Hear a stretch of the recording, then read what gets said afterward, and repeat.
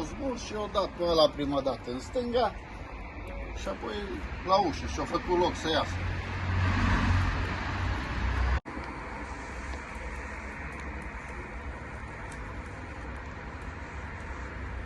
Vadă și lumea că nu e nimeni nicio măsură, noi ne confruntăm cu tot felul de orolaci, cu tot felul, nu avem nicio protecție, niciun sprijin, te dau, te lovesc în cap, orice-ți fac aici. Nu poți să sar la el, a fost o strigată, adică o strigat.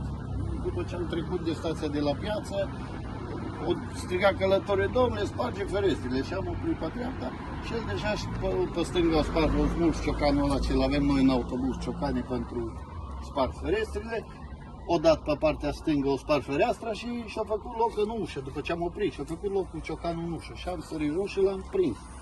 Probabil s-a zgăriat că i-am făcut și cu sânge. Și a venit poliția și va lua măsuri să plătească. Cine să plătească? Cineva trebuie să plătească asta. Era drogat, era băut. Probabil o consumat, dar pe nu știu ce, droguri, alcool, nu știu ce o putut consuma, dar ia uitați ce-o făcut. o distrus geamurile. Ia pe aici a ieșit, afară. După ce am oprit pe dreapta, el o spart și a ieșit. Dacă nu săream să-l prind, o luam la fugă și rămâneam noi cu patru.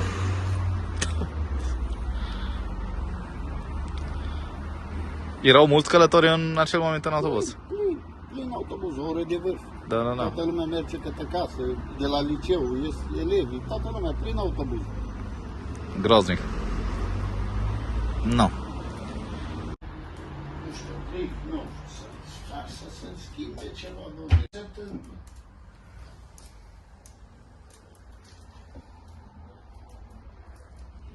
Și acum am mult mai mare.